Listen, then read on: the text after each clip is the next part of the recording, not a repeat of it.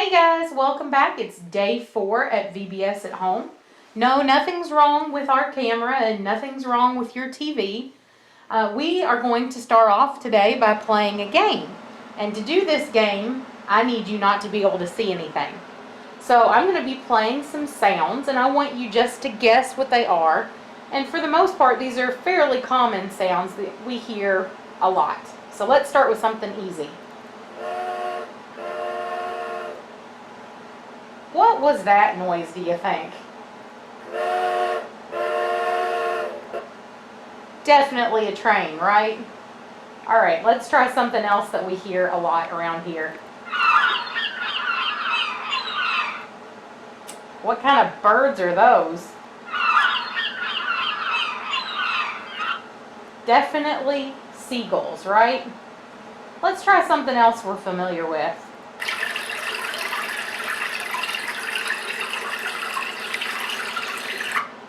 That one's a little trickier, huh?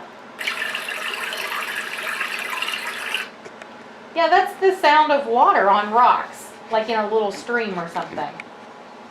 Let's try something else. I hear those outside my house all the time.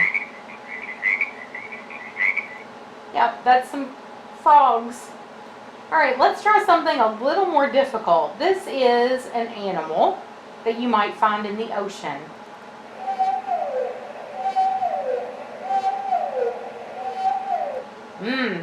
Strange sound, isn't it? Yeah, those are dolphin noises. Have you ever heard dolphins?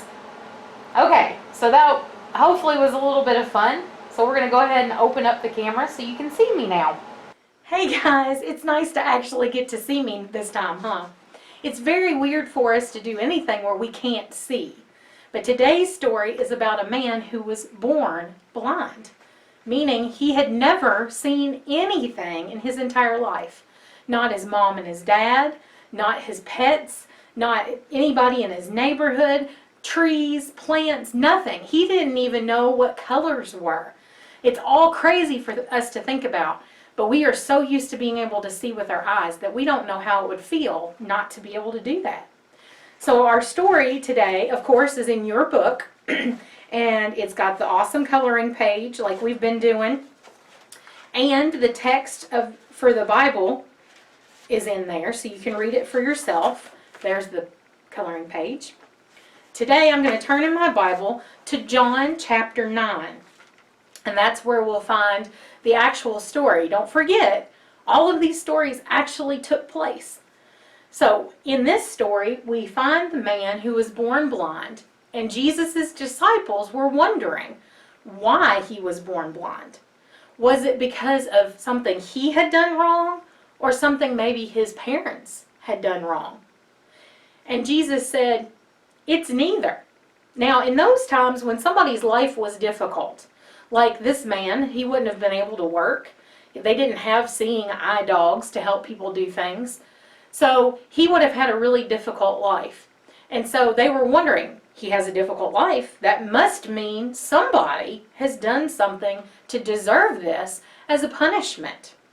But Jesus told them very quickly that that wasn't true.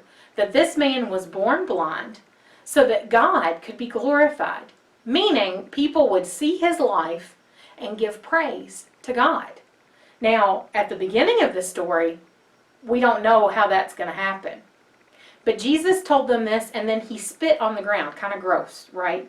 He spit on the ground, and he mixed in with the spit with some dirt and made mud. And then he put that over the man's eyes. And then he told him to go wash the mud off. So the man went and he washed all the mud off of his eyes, and as soon as he opened his eyes, he could see. Now, he didn't know what he could see because he hadn't ever seen these things before.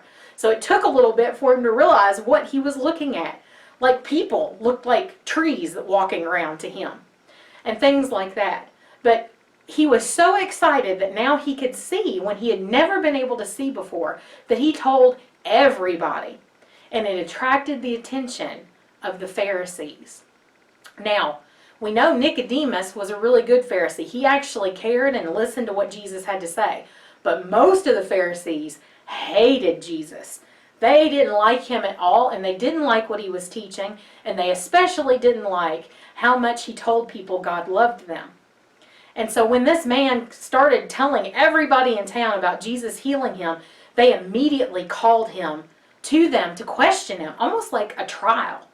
And they asked him questions about what had happened. And all he could say was, all I can tell you is Jesus put mud on my eyes. I went and washed it off, and then I could see. They even called the man's parents. And the parents were so afraid that they were like, oh, I don't want to talk about this. So they were like, well, hey, isn't this your son? Wasn't he born blind? What happened to him? And they said, well, yes, he is our son. And yes, we know he was born blind, but you're going to have to ask him about what happened.